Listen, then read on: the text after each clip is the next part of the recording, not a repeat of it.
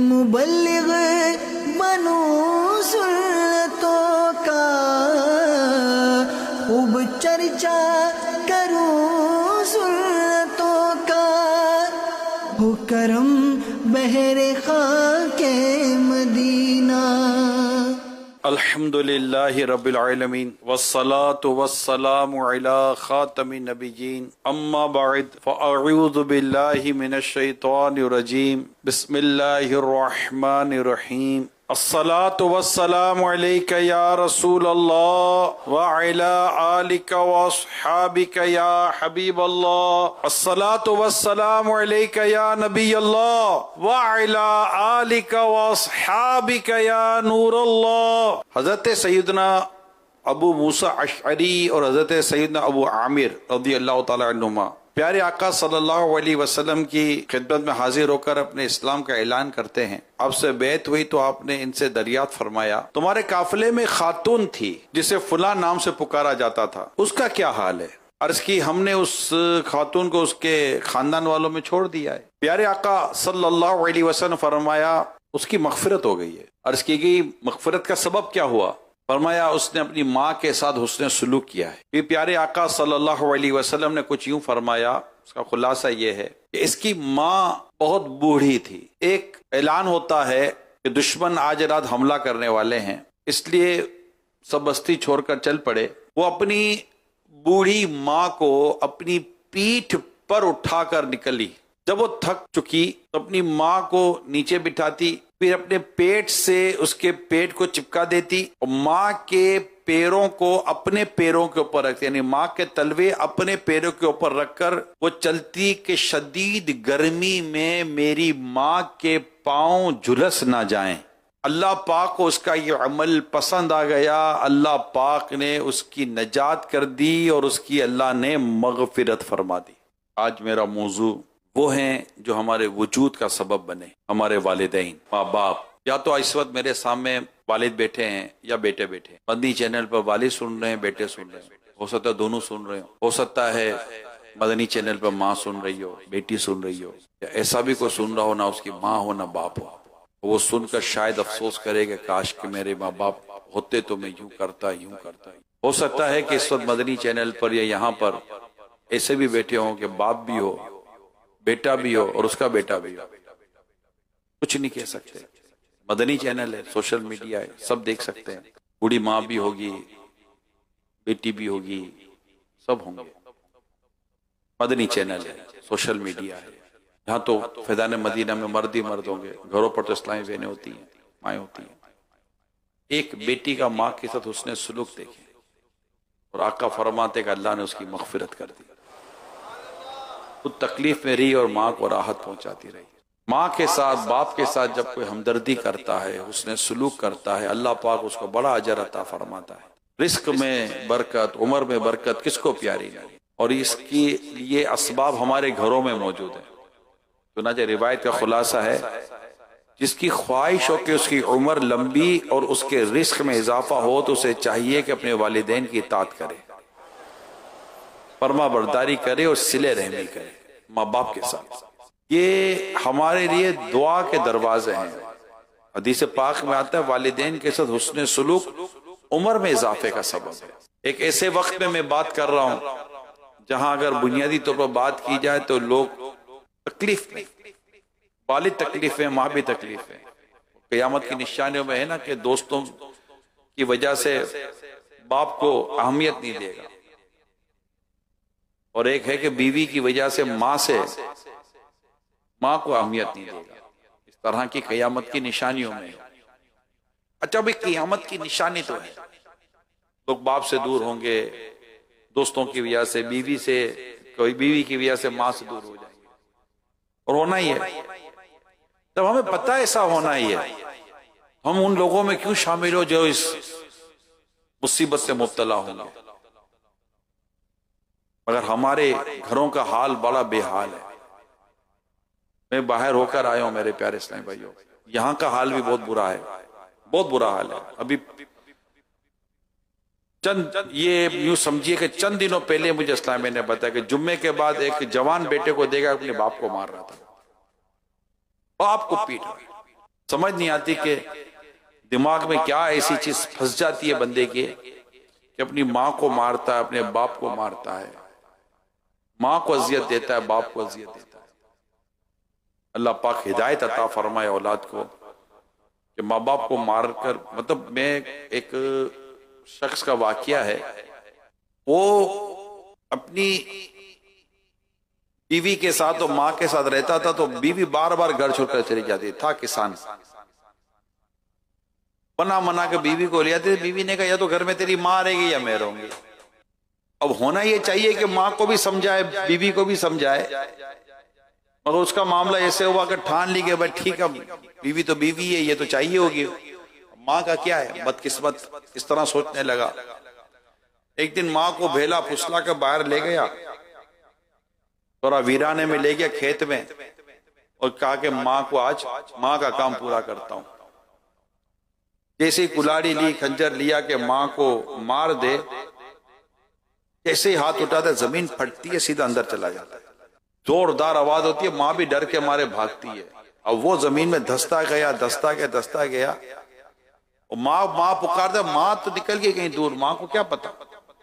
और जब इसकी आवाज सुनकर लोग आए तो देखा सीने तो आहिस्ता आहिस्ता जमीन ने उसको अपने अंदर ले लिया, जमीन में धंस गया वो।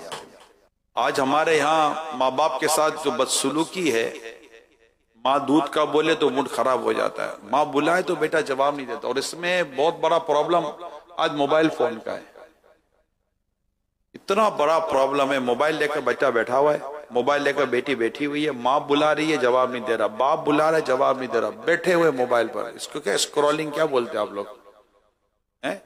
नहीं वो होती है ऊपर चढ़ाते रहते, उसको क्या स्क्रॉलिंग बोलते हैं, शायद यही बोलते हैं ना।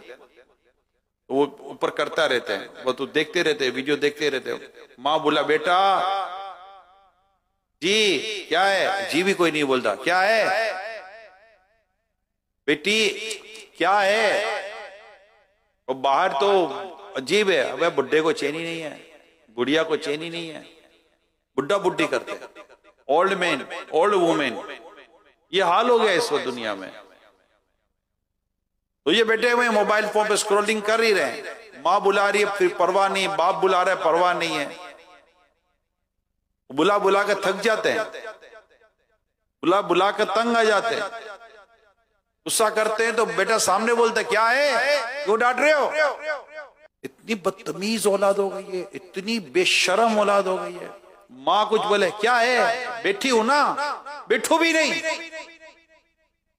तेरी माँ बैठी थी जब तूने बिस्तर पर पेशाब किया था, तो तेरी माँ ने उठा कर क्या तुझे जमीन पर डाल दिया था जब तूने बिस्तर पर पेशाब किया था। तेरी माँ आधी नींद में उठकर तुझे बाथरूम में ले गई थी, पानी चेक किया, पानी ठंडा था कि मेरे बेटे को गर्म पानी चाहिए, गर्म पानी का इंतजाम करती है कि मेरे बेटे के बदन को ठंडा पानी तकलीफ देगा, गर्म पानी का इंतजाम कर तेरी नजासतें साफ करती रही तेरी माँ। और जहां तू पेशाब की थी उसको साफ किया गीले कपड़े से, खुद ही सो गई कि बेटे को सूखे पर सुलाऊंगी, सूखा नहीं था तो सीने पर सुलाऊंगी। और आज कहती है माँ तेरे को क्या प्रॉब्लम है। इस बेशरम औलाद को शर्म नहीं आती, बाप को बोलता क्या है, जब देखो बुलाते रहते हो, जब देखो पीछे पड़े रहते हो। और जब तो इतना सा था मेरा अबू, बाप तेरा दौड़ कर आता था, याद नहीं है। मैं अगर आज की बात करूं ना, ते महंगाई के दौर में मालूम कर लो आप, आज सर्वे कर लो आप, इस वक्त भी कई आपको हजारों बाप मिलेंगे जिन्होंने आज ईद के लिए अपने लिए कपड़े नहीं बनाए होंगे, अपने बच्चों के लिए कपड़े बनाए होंगे। आज माँ ने अपने लिए मना कर दिया होगा अपने शोहर को, अपना रहने दो, अपनों ईदें बहुत मना ली, आज बच्चों के लिए ईदें मनाओ, गुड़िया के लिए एक जोड़ा ले आना। देखो आपके बाप के जूते 10 साल से वही जूते पहनकर चल रहा है, वो तुम्हारे लिए हर साल नए चप्पल लेकर आता है। कभी गौर से देखो और मालूम करो अपनी दवा में कर कसर करता है कि नहीं, पोजीशन नहीं है, बेटे से मांगूंगा तो बेटे का मूड खराब हो जाएगा। बेटा बोलेगा अबू कहां से पैसे लाऊं? याद रखिए ये वो फुरफितन दौर है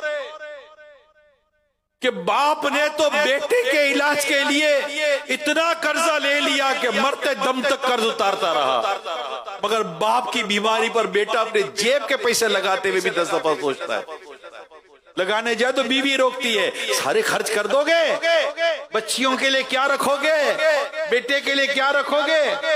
तो ये भी बेवकूफ इंसान, हाँ तू तो सही कह रही है। ये हालात है आजकल, नहीं समझ नहीं आ रही औलाद को क्या हो गया है।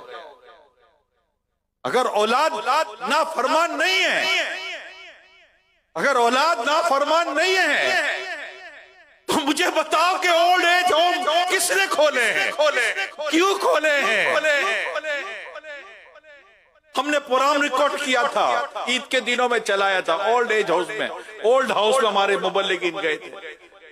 बाप बताता है कि ईद के दिन हमारी आंखें दरवाजे पर लगी होती हैं, शायद बेटा हमसे मिलने के लिए आ जाएगा, लेकिन ईद के दिन गुजर जाते हमारा बेटा मिलने तो दूर की बात, मुलाकात करने भी नहीं आता। मेरी किताबें पढ़ा, एक शख्स अपनी माँ को, वही घर के झगड़े, बीवी बोले नहीं तेरी माँ के साथ नहीं रहूंगी, बेटा माँ को चक्कर लगाने के नाम पर ले आया बाहर, बीवी भी साथ है और बेटा भी साथ है।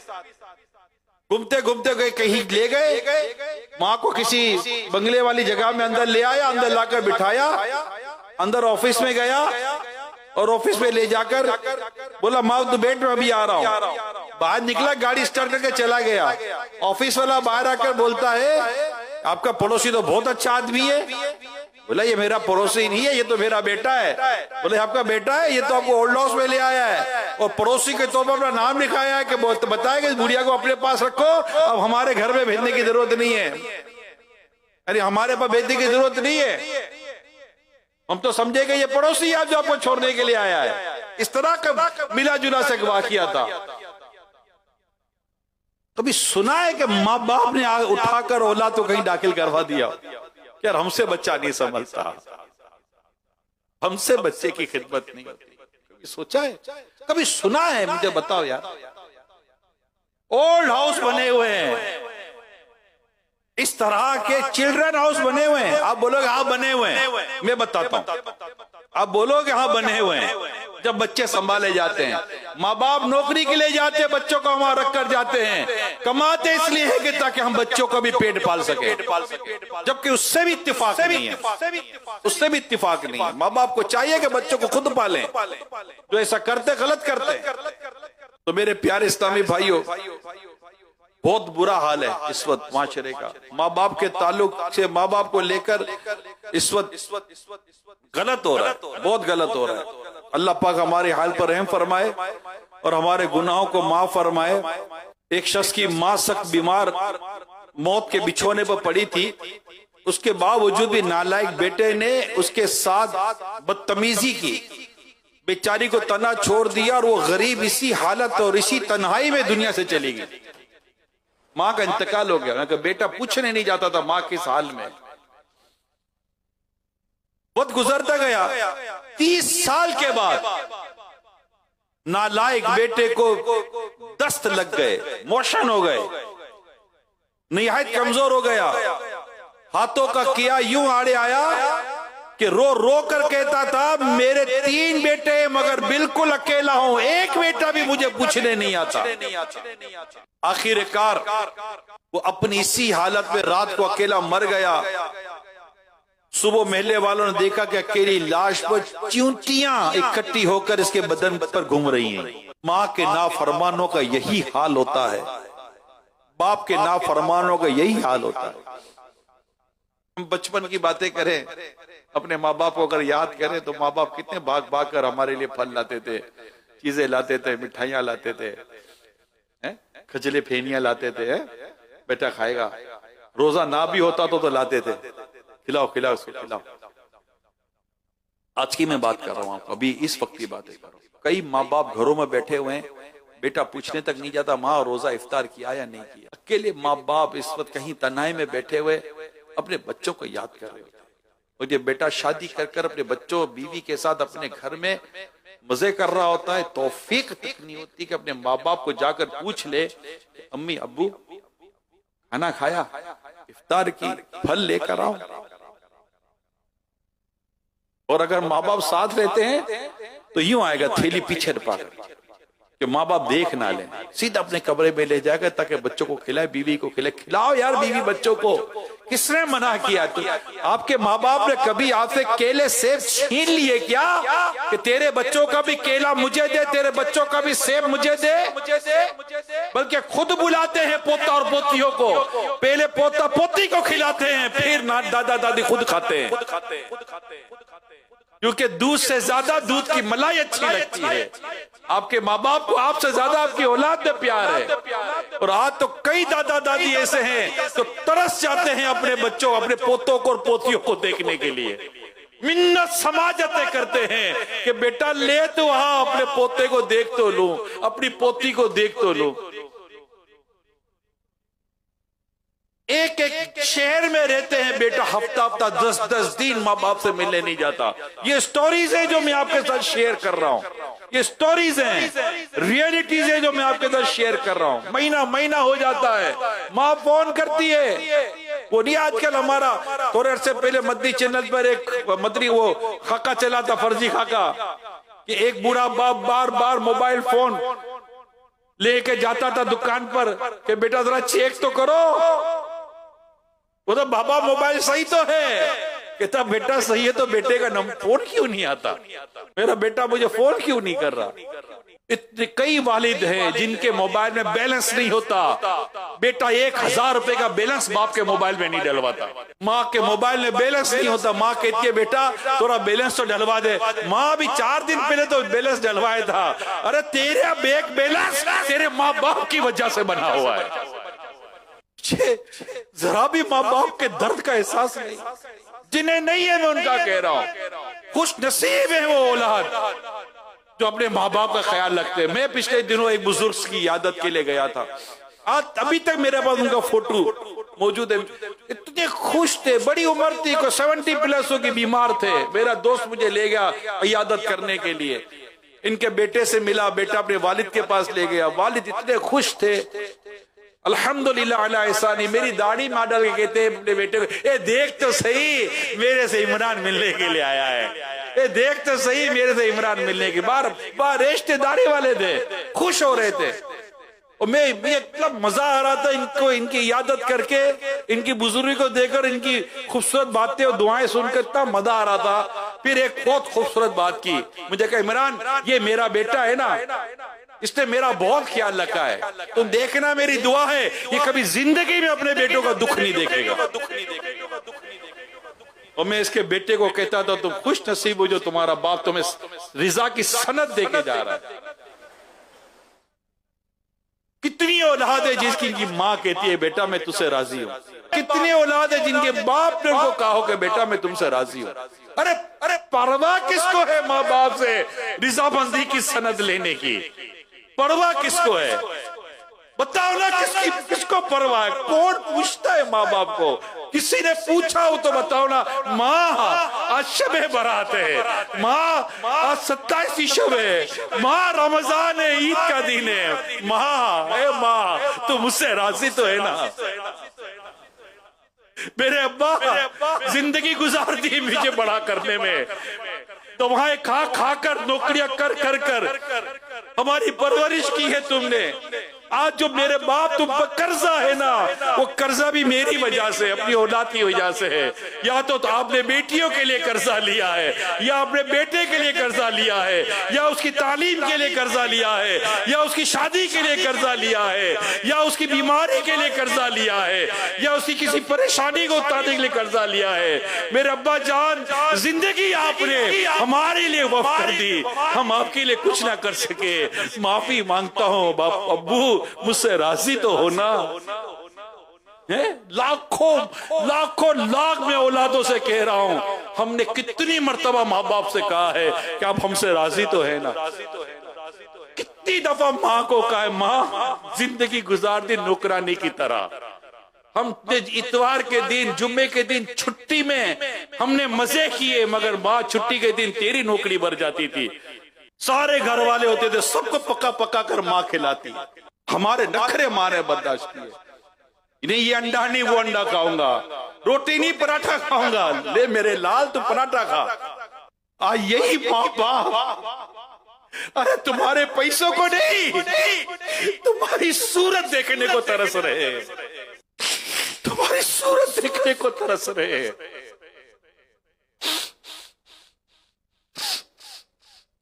जो ऐसा कर रहा है सही नहीं कर रहा, सही नहीं कर रहा। सुनो सुनो सरकारे दो जहां सल्लल्लाहु तआला अलैहि वसल्लम का फरमान सुनो। आका सल्लल्लाहु तआला अलैहि वसल्लम ना फरमान औलाद के लिए क्या फरमाते हैं। इस तरह की हदीस पाक मिलती है कि कई गुनाह ऐसे हैं जिनकी सजा अल्लाह पाक क़यामत के दिन के लिए उठा रखता है, मगर माँ बाप की नाफरमानी की सजा वो है जो अल्लाह पाक दुनिया में भी बंदे को अता कर देता है, उसको दुनिया में भी उसको सजा देता है।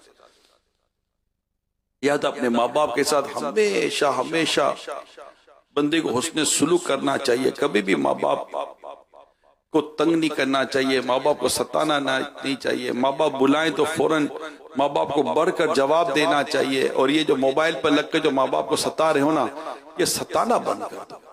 सरकार मदीना सल्लल्लाहु अलैहि वसल्लम ने मेराज की रात कुछ लोग देखे जो आग की शाखों से लटके हुए थे। तो मैंने पूछा, जिब्रील ये कौन लोग हैं? अर्ज कीजिए, वो लोग हैं जो दुनिया में अपने बापों और माओं को बुरा भला कहते थे। जी हाँ, आपको लगेगा बुरा भला कौन कहता है? दोस्तों में बैठकर ये बदबख्त अपने बाप की ग़ीबतें करता है, मेरा बाप। ये सहेलियों में बैठकर ये लड़की बेटी अपनी माँ की ग़ीबतें करती है, मेरी माँ ऐसी, मेरी माँ ऐसी, मेरा बाप ऐसा। ऐसे नालायक हो। तो आका ने क्या देखा कि ये लोग जो अपने माँ बाप को बुरा भला कहते थे, आग की शाखों से लटके हुए थे। मनकूल है, जिसने अपने वालिदैन को गाली दी उसकी कब्र में आग के इतने अंगारे उतरते जितने बारिश के कतरे आसमान से जमीन पर उतरते। मनकूल है, जब माँ बाप के नाफरमान को दफन किया जाता है तो कब्र उसे दबाती, यहां तक कि इसकी पसलियां टूट फूट कर एक दूसरे में पैवस्त हो जाती है। अल्लामान वल हफीज, अल्लामान वल हफीज। अल्लाह पाक हमें माँ बाप की नाफरमानी से महफूज फरमाए और अल्लाह पाक हमें माँ बाप का फरमा बरदार बनाए। जो माँ बाप को सताता है, अरे उल्टा सीधा बोलते हैं। अगर कोई काम करके आ भी जाता ना, बेटा, माँ कहते बेटा वो दही का बोलना भूल गई थी, दूध तो ले आया, दही का भूल गई थी माँ। माँ बेटा दूध दही ले आ, कोई बात थोड़ी भी माँ। अब माँ को दो बातें सुनाता है। बाप को काम बोलेगा, अब वो कल कर लो, अब वो परसों कर लो। आपकी स्कूल की फीस के लिए जो बाप ने मेहनत की थी ना, उसका अंदाजा करें आप। और मैं दोबारा कह देता हूं, तमाम औलाद चेक कर ले, अगर उनके वालिद साहब मकरूज हैं तो उसके कर्जों के पीछे इनकी औलाद खड़ी है। बाप ने अपने लिए कभी कोई कर्जा नहीं लिया होगा, सिर्फ औलाद को खड़ा करने के लिए, औलाद के मुस्तकबिल के लिए कर्जा लेता है। लेकिन आपको बहुत कम औलाद मिलेगी जो अपने माँ बाप के लिए किसी से कर्जा ले ले, बल्कि साफ मना कर दे, हमारी पोजीशन नहीं है, पोजीशन नहीं है। अब तो बाबा को बोला, वो अगर मेरा को दाम लगता तो मेरा दाम लगाओ, मुझे बेच दो, जो कीमत आए उससे अपना काम कर लेना। मैं आपका, मेरे माल आपका, मेरा सब कुछ आपका। अल्लाह अल्लाह अल्लाह, क्या क्या बयान किया। अल्लाह पाक हम सबको माँ बाप को मुत्ती और फरमा बरदार बनाए और माँ बाप की नाफरमानी से अल्लाह पाक हमें महफूज फरमाए।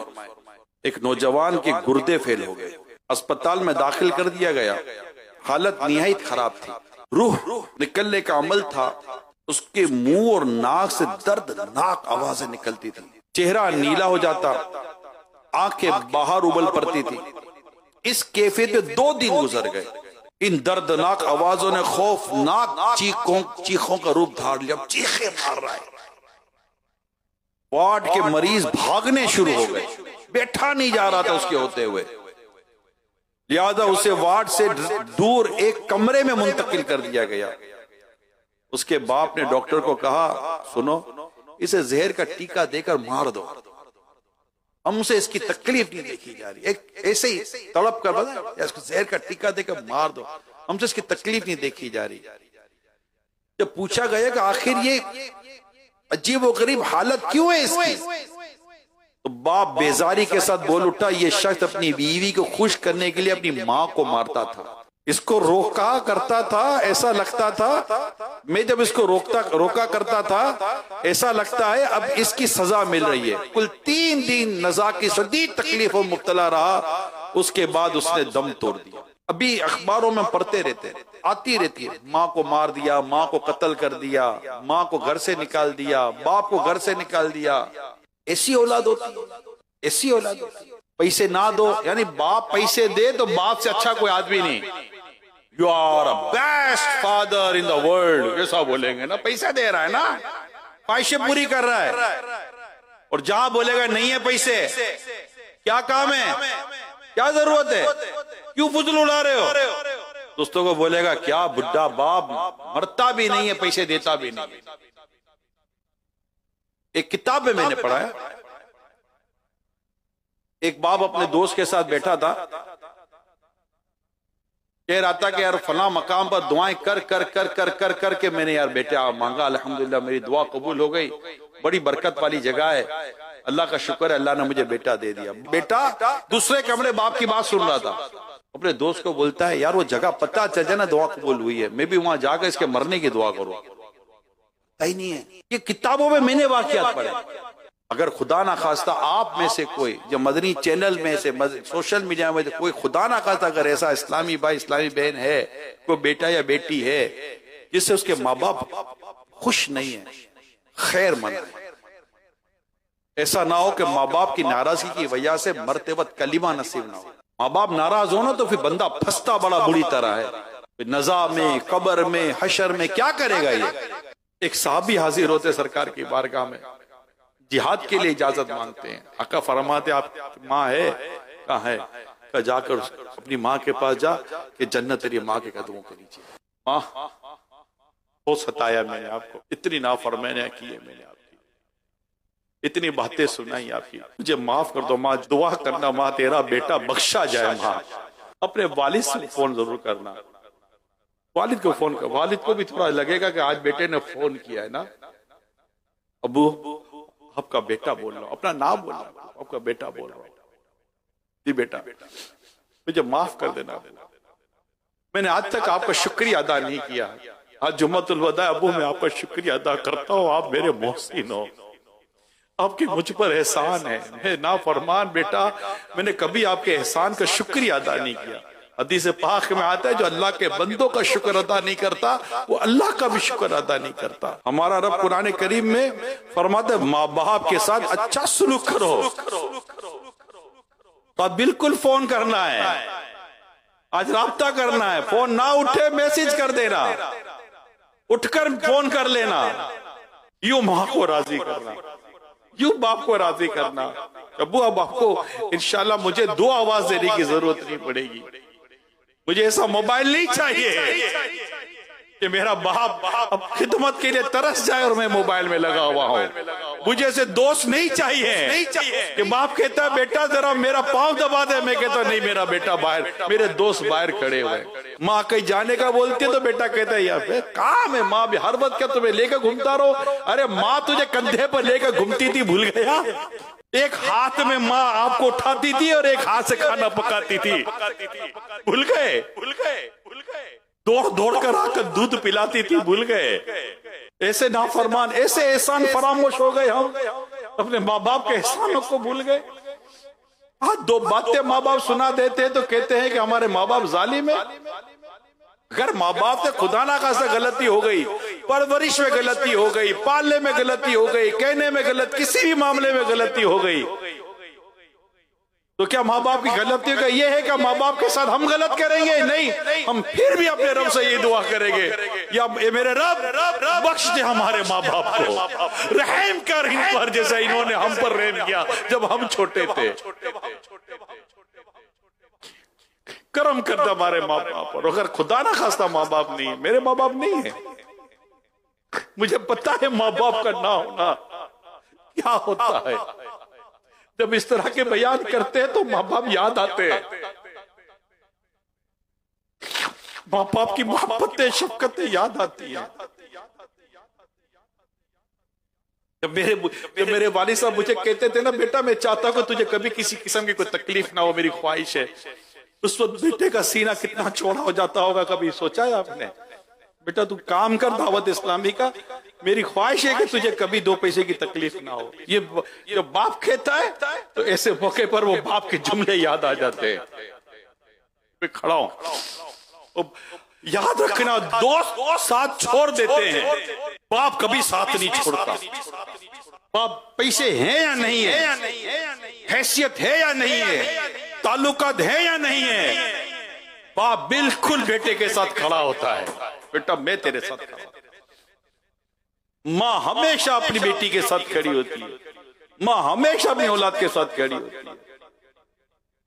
जब दुनिया भर का सताया हुआ बेटा जब अपनी मां की गोद में जाकर सर रखता है ना, और मां उसके सर पर हाथ फेरती है ना, लगता है मां ने सर पर हाथ फेरते ही मेरे सारे बोझ उतार कर फेंक दिए।